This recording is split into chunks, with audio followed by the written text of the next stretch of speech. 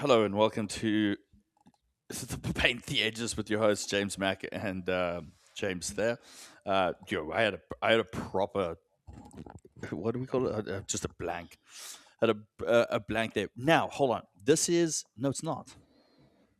Son of a bitch. I was going to say, is this the first travel podcast or travel series for the year? It's not because have we done a podcast when I traveled to Sydney and shows? Did we? No, we didn't. No. Did we? This might be the first. Because Hmm. I've been pretty stable. Yeah, I'm always unstable. I mean, let's be 100% honest. Like that's not a surprise to anyone. That's I'm the unstable one in more ways than one. Clearly, I'm the one that's all over the fucking place.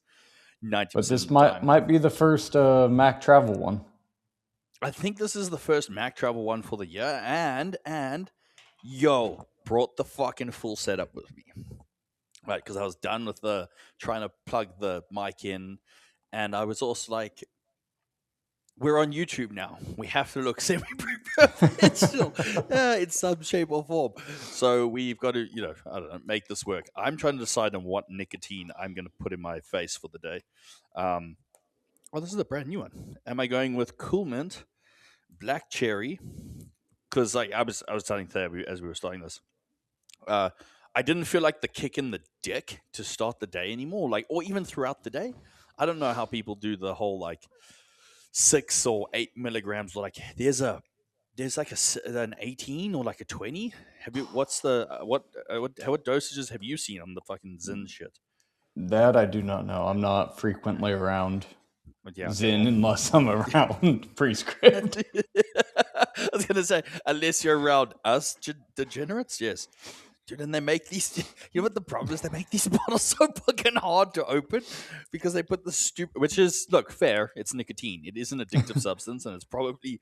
But it should be a little difficult to get in. I literally feel like a crack addict trying to increase at the point of I'm gonna just fuck this flavor off and just open the one that's open and go with the black cherry. There's just something about the black cherry that's. I don't know. We've spoken about this before. I've never been a massive cherry fan, or a massive black cherry fan. I think that's the real question is. Yeah. Go ahead. I drink the cherry in the Hydromax from Strom, and I fucking love that cherry and Berrylicious. Oh, game over. That's if you're in Australia, I'm fucking punting this. If you're in Australia watching this, code Team OTC, and you'll get money off. I get nothing for it, but you'll get money off from Strom Australia. And then the black cherry monsters, we've had this conversation. Black cherry monster, yeah. I can do that. That's not terrible. I can't have a lot of it. It's definitely an acquired taste for me. It's definitely the acquired standpoint. It's too much after a while. I'm not sure what it is. To be fair, and this sounds really fucking stupid, so I do apologize in advance for the human I am. I don't know the difference between cherry and a black cherry. I'm assuming that the black cherry is black, but I could be wrong, and we could have just been canceled on the internet. Yeah, I mean, just in general, it's a darker cherry. Okay, cool. Flavor-wise, what's the taste difference? Because I don't know the difference. Look, I was not in a household that afforded cherries. So yeah, I mean, and I'm also not one that is just regularly eating cherries on their own. But I would say that a regular cherry is a lot sweeter. The big bright red cherries, those are a lot sweeter. Maybe I will say my go-to my go-to treat yourself. Go-to treat yourself is Pepsi Zero Wild Cherry. So that's a solid recommendation if you haven't had it. Pepsi Zero Wild Cherry. Yeah. Okay. Haven't. It's not black cherry, but it is cherry. But yeah, I think in general, I'm trying to think because the only time I have cherries are in an old fashioned. In a what? In an old fashioned? Yeah. Okay, it's a whiskey. Fair. Yeah.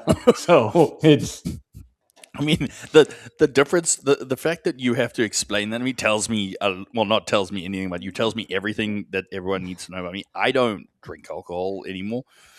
It's been, yo, dude, I think it's coming up on 6. No, it's almost coming up on 7 years. There was, I think it was Hell yeah. 2019, end of 2019.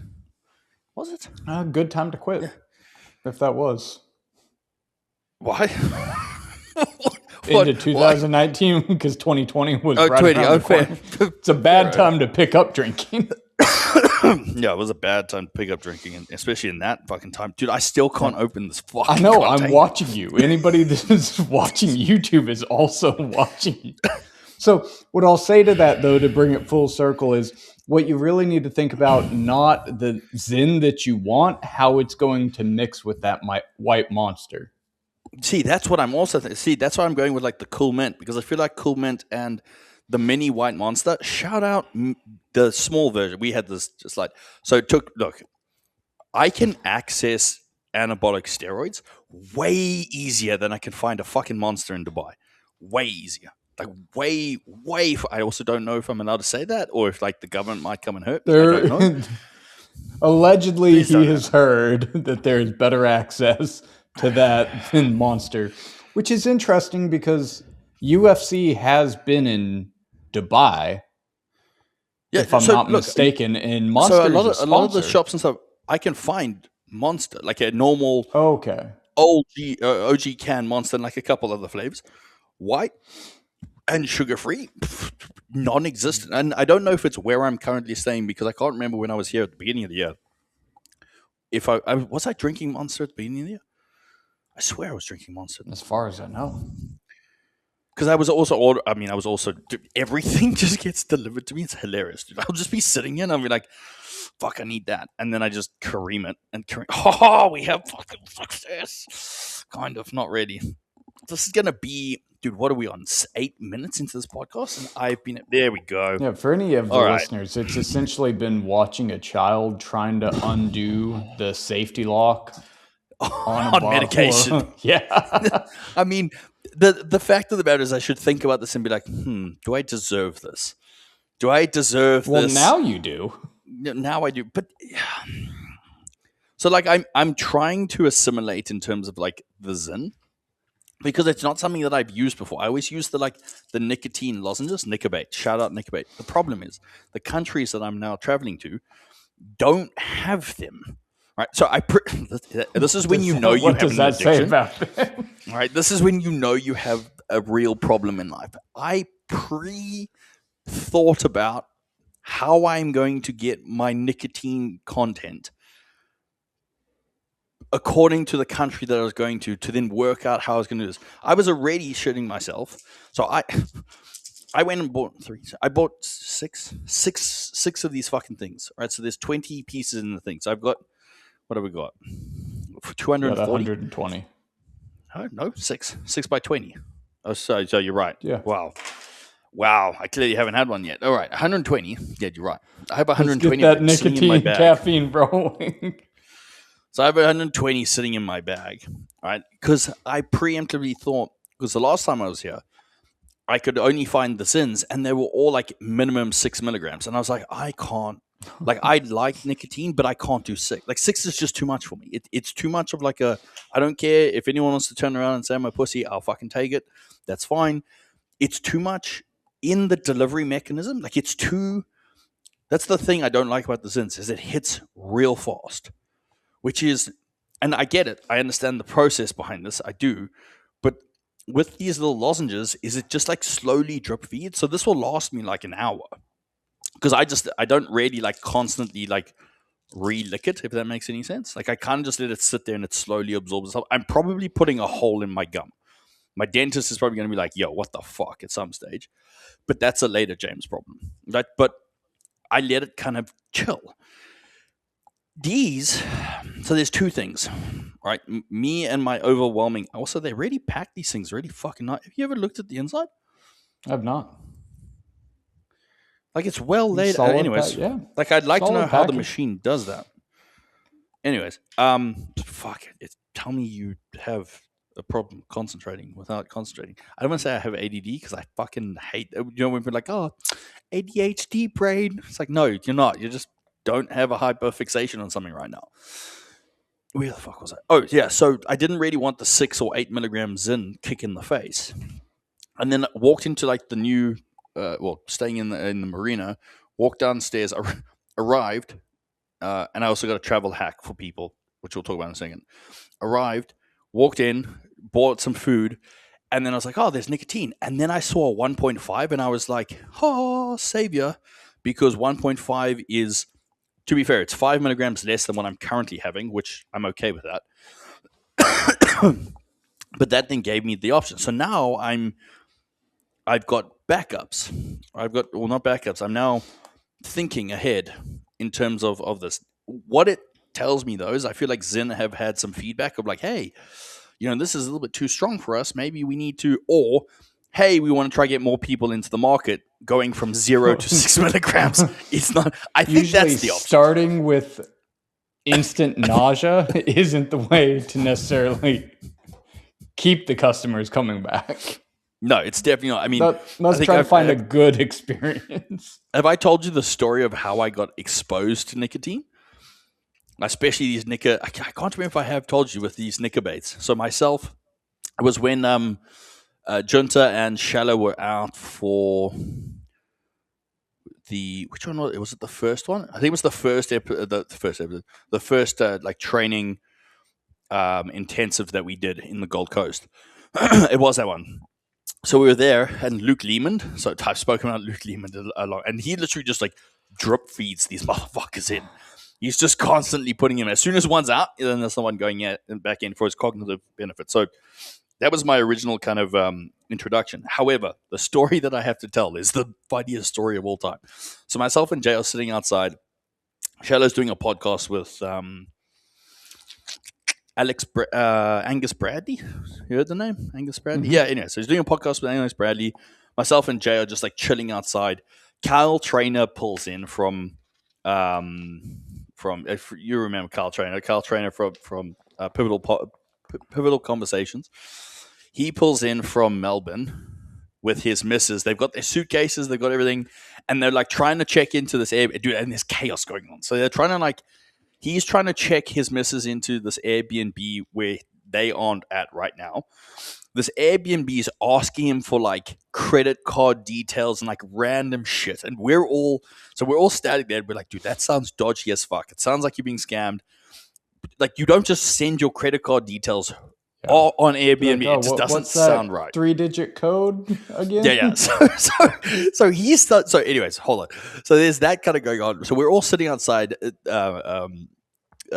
Luke's sitting there and he's like, yeah, do you want a nicotine? I was like, fuck, we've never tried this. Jay's like, fuck yeah, I used to do dope back in the day. So he gives us a 4 milligram. Now, fair, we had eaten. Kyle had not. He had just got off a plane after like a trip coming in.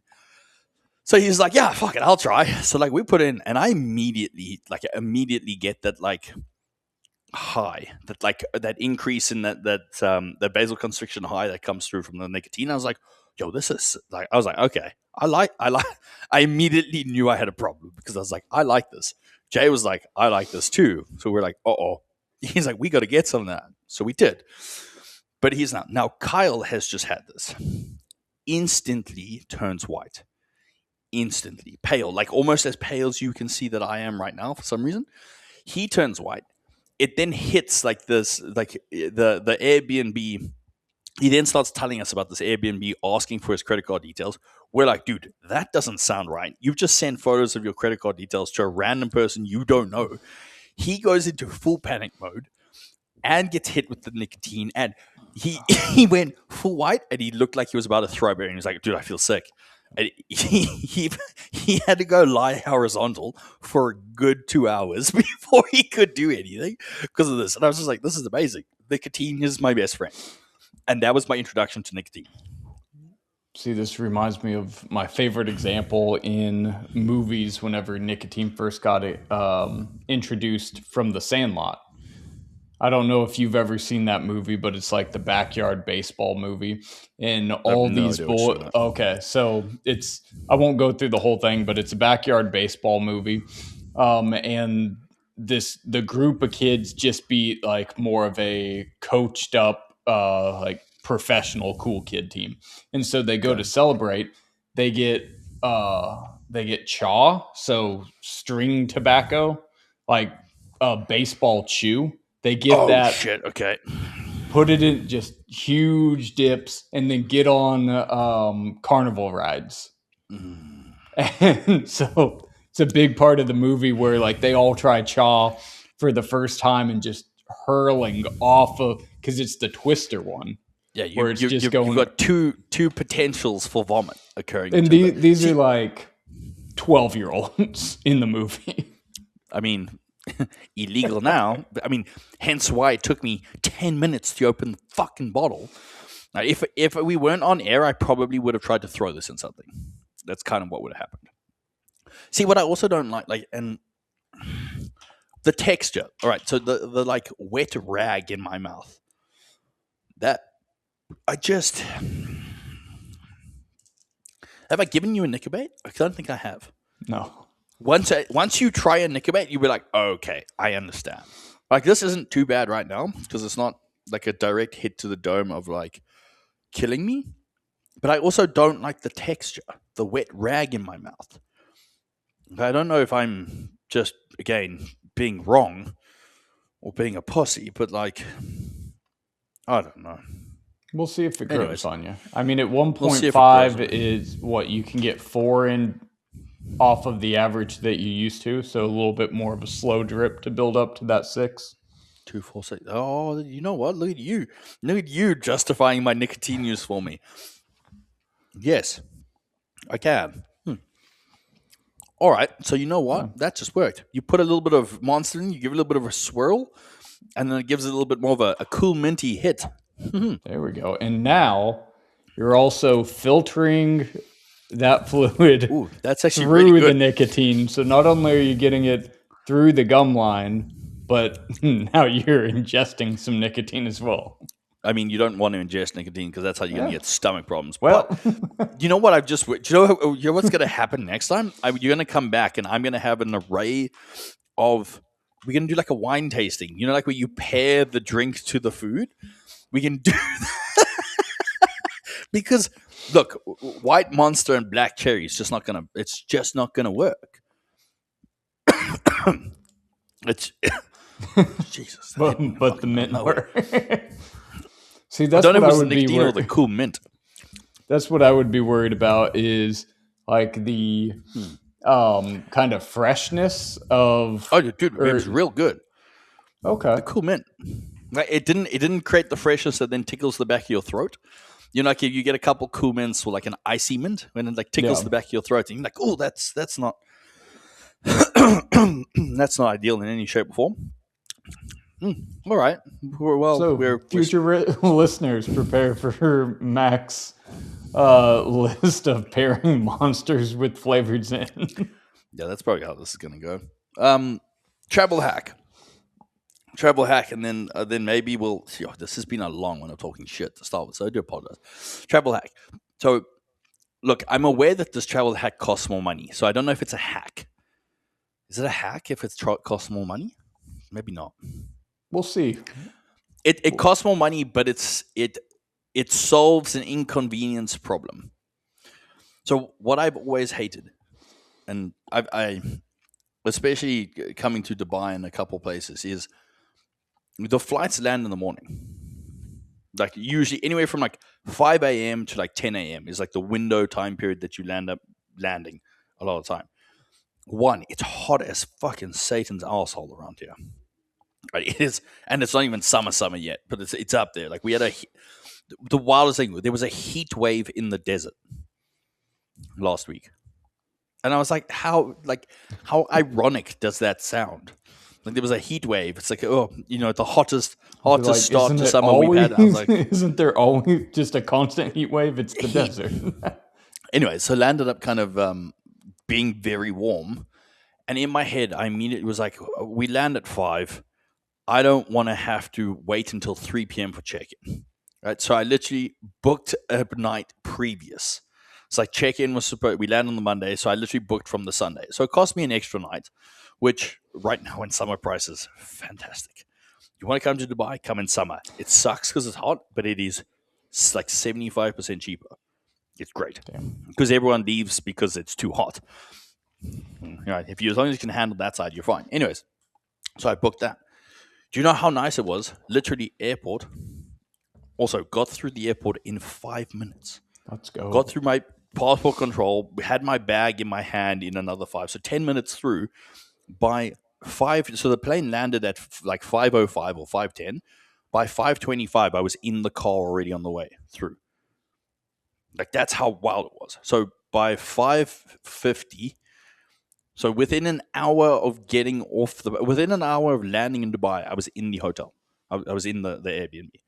Greatest travel hack I ever did. So I booked the night before, or like the day before. I sent them a message, hey guys, our flight only gets in the next day, just so that you know, because sometimes if you don't book, if you don't then check in, they then think that you're obviously a no-show. So you got to kind of message them. So I sent the message saying like, hey, coming in, literally came in, walked straight in, bags into the room, 6 a.m., had checked in, bags were in. I had a whole place to stay. I could go and I got groceries delivered within like 2 hours of that.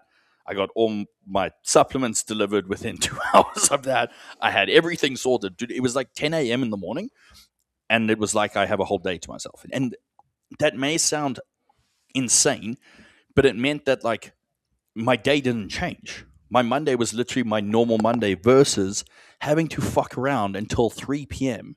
in the afternoon, carry your luggage and shit. Not that I have a lot of luggage, but carry your luggage and shit with you. Not have to figure out like how you're going to eat. So like, yes, it cost me a whole night in terms of accommodation. But to be fair, at the current time period, like it's not, what was it like? Dude, honestly, it was maybe USD less than $100 for the night. Less than $100 for the night. Yeah, it is. So I look at that and I go, okay, I had all my food delivered. I had everything. I didn't have to buy it, like purchase food out. I didn't have to try and like buy a coffee and sit at a coffee shop anywhere like that. So like I feel like the hack may be equated. Maybe not as much, but probably like maybe it's like $20 or $30 difference. But the inconvenience factor for me is worth like tenfold. So I'll say this: not all hacks have to be a cheaper Monetary. option. Yes. So if you have the money to do it and it's an early flight, that could be a hack. Something else to think about if you're trying to justify it. So if it's a 3 p.m. checkout or check-in, that realistically, if you got there, let's say, you arrived at 6, so really you would have only had, at that point, you are paying 15 at, like, you're not even a full hour turnover, because if it's like 3 p.m. to the 6 a.m. whenever you get in, so you're paying for 15 hours of the convenience to be able to get in earlier half the day than waiting around till 3 o'clock. And I would agree with you, like it's worth it for the fact of not having to drag your bags everywhere you go around. Yeah. And like people who will rebel and be like, yeah, but you can do those bag checking places. I understand that. I don't trust fucking people. I come from a country where they will steal things out of your hand while you walk down the street. So no, hell no to the leaving my bag in a place. Yeah, well, also, though, if we're talking about that, now we're already talking about spending money. So really, it's a reality of, like, if we're already spending money, what's the difference that you're trying to justify? Fair. Like hundreds of dollars? Yes. Fair. If it's tens of 20s of dollars, might be worth it if you can afford it. So that was my travel hack, which I think was the smartest thing that I've done in a long time. And I don't do a lot of smart things, I'll be honest. So that was up there with one of my smartest plays of the day. Very big fan. Big fan as we kind of move into that. Education things? I don't know. That's 25 minutes of talking bullshit. Yeah. So while that might be I have no transition. Go for while it. that might be one of the smarter things that you've done, one of the not so smart things that we've seen on the internet, kind of twofold. It's a term that I'm starting to see used, widely I used know. Yep. in different arenas. It's interesting because of how it's the cross contamination of this word, if that's a good way to describe it. But it's Yes. like I'll see it around as maxing, and it's the like double, triple X's that they'll put onto it. But they're applying, like I've seen it applied to looks maxing, to stability maxing, to drug maxing. And essentially, to me, it looks like I like that one. the wave of like optimization that ran through some years ago of just trying to like be as efficient, as optimal as you can, but all the things that I'm seeing in these realms seem less efficient. In terms of that, yes. Yeah. Like I, I, for example, well, like the sorry. stability one, the Yes. like the stability maxing, I've seen that in association with some of the like evidence-based lifting where they're using additional like straps or things to hold themselves in position instead of relying on their ability to stabilize or using equipment that will stabilize. For Instead, them. it's additional apparatuses to create a stable environment instead of their own ability to stabilize or just using equipment that introduce a stable environment. Look, I mean, These are it's there's not your people, but it's closer to your people than my I know. people. But so here's my thing. There's two statements, two things I'm going to make with that. One, I think, I don't know for sure, and I think I mentioned this when you kind of threw the term at me originally. It's got something to do with that. I can't say the word. The R word kid who like somehow wanted to make himself look better. I think that's it. Like this is the realm he goes in. Like what was it?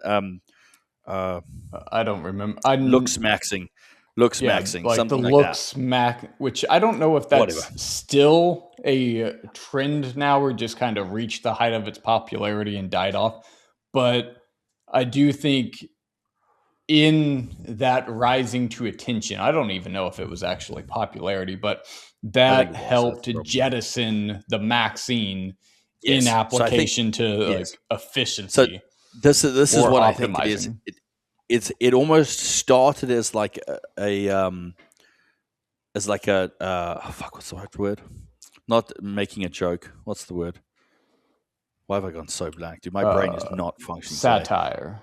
Yeah, That's like not the right satire. word, but that's as Yeah, but close it's as like I can get to it. satire of like, yeah, we're gonna make fun of this idiot who's made maxing on the end of this. The problem is you give it attention when you do that. So it's kind of like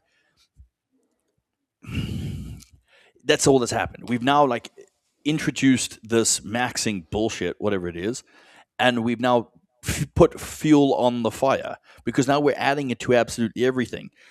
If you go and have a look in the nicest way possible, and fair, some people will do this to get on the trend, and I unfortunately understand that social media is the way that it is. So, like, you'll get like the evidence crowd, whether this was their intention or not, and I'm going to go with some it probably was, some it wasn't. Like now you do this, whatever, stability maxing, you jumping on the trend because you now get more views, you get more attention, you get more of these things. Where in the beginning, maybe it was to rip them off type scenario, but all that we've done is we've just put more fuel on the fire. What we should do, and it's hilarious because we're doing the same thing by talking about it, but what we should do is just fucking ignore it. Because, like, in my head, and unfortunately, and you know this, unfortunately, I obviously see everything in black and white, right? Like, there's these concepts, right? So in my head, you go, okay, stability maxing. It's like, so what? You're going to make your base of support the biggest you can? Like, that's stability maxing, and you've got someone externally stabilizing a split squat. It's like, well, why don't you just do a bilateral movement? Because that's the most that you can go in this pendulum. Like, if you're going to look at it, and it brings to my attention people's misunderstanding of principles. They're using some stupid word for stability. Whatever, cool. I mean, at least we're not fighting that stability doesn't exist anymore. I remember there was that trend for some reason.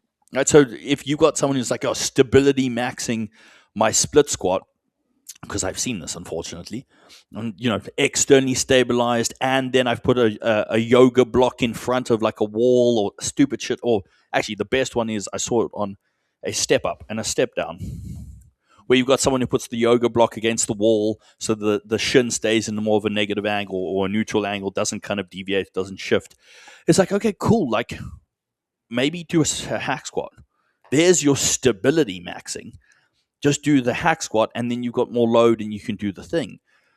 But all it really does when I watch these things is it just shows me once again that principle foundation is not there. Because the principle, if we take away all the bullshit, the principle is stability is an increase in base of support, quite simply, right? And understanding that, yes, a step up is a unilateral movement, but it is a deep knee flexion, right? Deep knee flexion or deep hip flexion in terms of this, no deep knee flexion depending on the stupid yoga block, but it's the same movement pattern as a hack squat, right? So it's the, when we run an indexing model and we run the idea of like redundancy in a program or redundancy and things, like you're doing the same thing.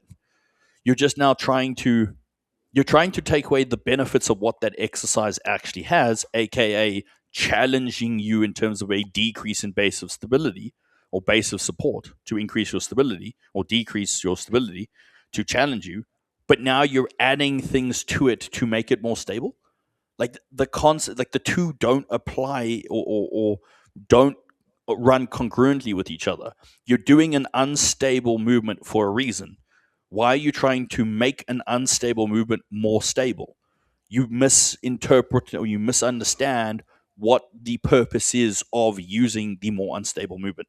That's my problem, or that's the lens that I try and view these things of, to try and understand humans, because it's not, at the end of the day, the exercise is the exercise. It's why would a human use it, or why would they bring it in as in terms of an intervention in terms of training block.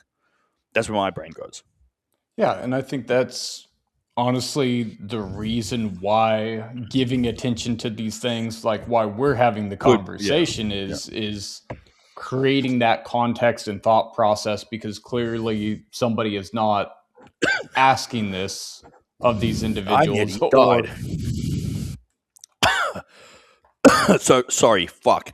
Apparently, a Zyn doesn't work when you take a mouthful of water, because it picks up on the stupid thing and you almost swallow it. I saw fear in your eyes for a moment. Yeah, there was fear in my eyes. The Zyn tickled the back of my throat and I thought I was going to die.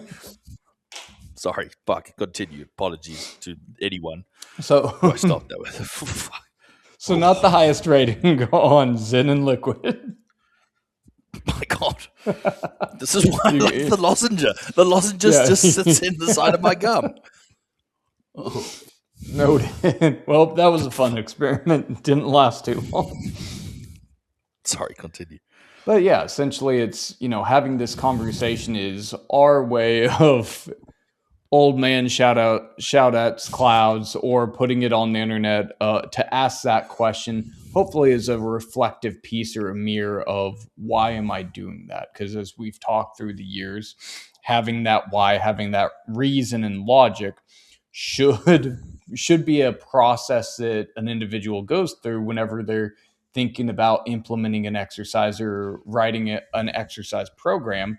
They should have some thought behind it and be able to soundboard their ideas. And if they're not able to, if they're running into points where they find themselves doing some of these things, hopefully conversations like this can provide some secondary thought to their equation to make them evaluate, is this the most efficient way for me to reach the goals that I'm trying to achieve? Or are these some questions that I skipped, that I had not asked myself, that maybe I should have, could have? Yeah, it's look, as we said, the idea behind this is to hopefully bring a more positive light to this, of using it to hopefully ask yourself better questions. End of the day, that's what we've always tried to do, is stimulate some form of thought, critical thinking, like asking yourself, why would one thing be appropriate or not, like that. The step up, step down kind of thing for me. I've said this a few times, and I'm starting to be a little bit more kind of heavy-handed on it, and heavy-handed in regards to the actual approach to this. I personally don't think, I really, really personally don't think that most of the population should be doing a step up or a step down. It's too advanced of a movement. Right? So in my head, I look at it in terms of like a continuum approach of like a split squat, because that's essentially what it is in my brain. It's the furthest realm or furthest pig on this continuum of split squats, from front foot elevation, kind of on this far spectrum over here, to step up all the way on this side. The step up is the pistol squat. Like, that's what it is. If you think about it in terms of translation of the pelvis, if you think about a translation of center of mass, the amount of percentage of force required or working required on the leg is going to be the greatest in the step up.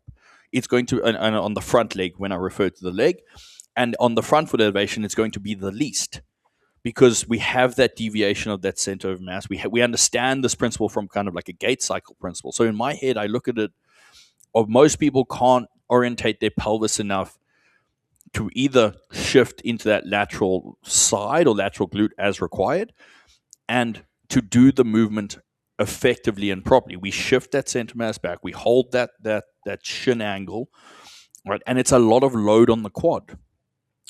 I don't think, I don't believe that the people doing this have earned the right to be able to get here, because if we run them through, we run them through most to any type of gait cycle based assessment, we're going to find that they're either just driving themselves too far forward, they don't have the ability to maintain more of a neutral pelvic orientation, and they probably shouldn't be doing this movement. Right? They're going to benefit more from doing other things. The downside or the problem is, we've been led to believe, and partly to all elements, but we were led to believe that like the split, the step up, step down is going to be one of the best for glute growth, and it is. It is, but it is because it's a lengthened glute, right? But the downside to that is the requirement from a skill, and the requirement from a pelvic orientation, and the requirement in terms of your ability to maintain a stable environment, or AKA actually be able to express stability, is so far in terms of, or such a great tool that needs to be had, that most people don't have that. Most people can't stand on one fucking leg and not fall over correctly. Right? And yes, even a little bit more trained individual, even more that comes into the mix, I still don't believe the step up should be there. We have so many other variations that come through. Unfortunately, it's just this grows my glutes, so let's do this one. That's my genuine feeling on this lately. I think that's a unique perspective, and also expanding out on that. I think the accessibility might also come kind of twofold. One, a step up, step down. There could be some correlation in thought process of like going upstairs. Clearly, though, with that, there's a large diversity in the range of motion that's required to achieve that. So it's not a one for one of like, it transfers exactly. But the thought process of let's introduce this, I could see that being a component to it, of having that visual aid or thought process of shared similarities. The other thing I think, in besides like the social media, is always going to be a component of a lot of these exercises, and why a larger population is trying them out, implementing them, that maybe isn't ready for it. Social media will always play a large role in that. But I think another component of it is, it gets introduced a lot through a corrective viewpoint of of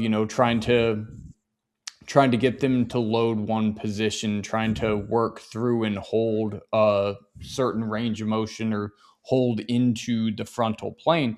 So I think it gets introduced sometimes in a capacity, which then allows it to continue to be used in a lower barrier. Because I agree with you that I think it is a far progression, but it's not always seen as that. Even It's looking not, at, yeah. we've had conversations around the Bulgarian split squat where a lot of beginners will introduce that and it'll be in beginner programs. Um, Yeah. which it's an advanced exercise that depends on all the things that you said, pushing somebody forward into the frontal plane, being able to stabilize on that front leg. The step up's an advancement of that, even That because of the that's range of agreed. motion and the levers that are required. But it's never really articulated in that way, and it's never really presented in that way. Oftentimes you will see a step up in that introductory, either how it's described, either how it's used as like a corrective exercise, but then also just the wider population trying to come about it and trying to introduce it. And that's where you will see the things of a yoga block on the shin or on somebody's kneecap, trying to hold position and trying to figure it out and trying to create a very, very stable environment for something that should require a lot of internal stability, instead of all the external requirements that are being utilized. But again, it's a different thought and approach of how it can be viewed and how it should be used from that principle based approach. If you go in this progression and regression, and to what we've spoken about at nauseum, but if you have a layered approach in the thought process of the qualities of like a primary, secondary, tertiary, if you're thinking in that way, that you develop this indexing for exercise, which provides the answer of when and why or who I should use this for. And to that, like stability maxing, what happens through trying to create corrections, if in or trying to create corrections or trying to make somebody more efficient in executing the exercise, we'll start with a cue. If a cue isn't working, we discuss constraints. But in that, constraining the position is not meant to lose those qualities that we're trying to achieve through the primary, secondary, tertiary. It's only if we can't constrain it that we look to changing the task to simplify it, to start reducing those qualities or simplifying those qualities because it's too complex of a movement for an individual at that time. So if you're adapting or adjusting a movement thinking it's a constraint, but really you're starting to minimize the qualities that you're trying to achieve, we've actually gotten into the change the task. And we're losing some of that transferability and potentially losing some of the benefit that we were originally trying to introduce this exercise for. And instead of recognizing where the individual currently is that's not able to be proficient to get the benefit of the movement, we're really trying to put a round or a square cog in a round hole instead of viewing something where where it has a better transference of quality. I think perfect example of this, if we're trying to change the task, if you have a more, let's say, one of the lay down or I guess it'd be like a seated upright, but it's more of the horizontal or slightly vertical tracked leg presses. Leg press. If it's one of them where you can get in a single leg press, that is a wonderful solution to get them in a stable environment where you can challenge range of motion effectively, where you can adjust that based on where the seat is, and you can build some strength that then will have the potential to get into the lunging patterns that we can continue on. But a lot of people will start with that, like with the step Bulgarian up, or be step up. Yep. very, very stable, be super underloaded, even I mean, because keep in mind whenever we're adding holding points, when we're trying to expand that base of support, we're offsetting even our body weight. So Yep. we're reducing, if we can't do it with our own body weight, by adding those holding points, by extending that base of support, yes, we should be, I'll say this, we should be better aligning or stacking our center of mass. But most of the time, what's really happening is we're offloading our weight. And even then, a lot of times you'll see it not be efficient because they don't know what they're trying to do. They don't understand the principle. Whereas instead, if they understood it in the way that you were describing, maybe starting in a very stabilized environment, either on the ground or in a, if they have the appropriate single leg press, that they can mimic this, they can get some of the benefits, and then start building into that lunge series to really start developing. But we rarely see either that thought process or that approach to implement. And very, very often we will see the step up is viewed as a beginner movement or Movement. exercise, and a solution being a yoga block is supposed to help us hold position whenever we don't have the ability to get into that position to begin with. Yeah, the like the assessment that I run with this is if someone cannot be mobile or dynamic in the movement, aka do a walking lunge. Like if you have a client going through force expression, force deceleration, aka moving and then having to land and plant and stabilize that pelvis. Look, I don't want to say it doesn't have to be perfect, but it actually does. It needs to be well controlled, well maintained, pelvis being able to kind of shift, sit into lateral glute, be able to lengthen glute, come out of it, express internal rotation, go through movement, go through gait cycle, pelvic move from anterior to neutral to posterior, and land with force expression.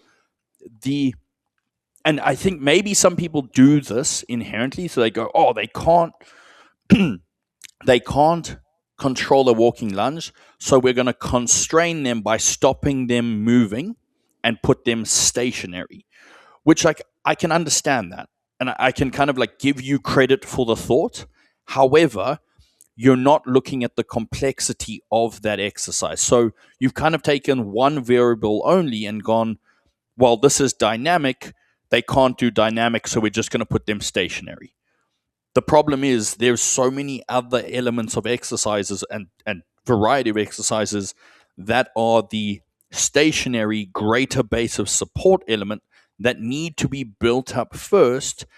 And then remembering this, go back to the dynamic, past the dynamic, then you can go into the greater range that is the stationary. However, it's stationary with a greater need or greater ability required for you to be able to get through each one of these points, because it is less of a base of support. You are on one leg only. The pistol squat is the best way that I always explain this, because that's essentially what you are doing, is a pistol squat, an elevated pistol squat, right? So if you can't walking lunge, taking someone to a pistol squat is a really stupid idea.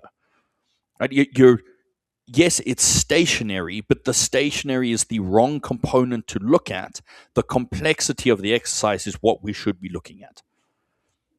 Yeah, and to that point again, I think it should, in that thought process, shift the dynamic that, as you said, viewing it as not dynamic is a little short-sighted, because Yeah. in fact, to the walking lunge, it's the last dynamic component that we see, where now we've gone through the lunge, we've propelled forward, and we're on that loaded leg, which Yeah. requires the most amount of stability because we had that swing leg going through. It's that transference phase. So it's that, yes, mid stance on the leg, but with that, it requires foot pressure. It requires joint alignment to be able to hold the position. So while somebody, and even then, there is the dynamic, like once the exercise starts moving, that's where the dynamic component is. It's just yes, we're not seeing the continuum through a lunge pattern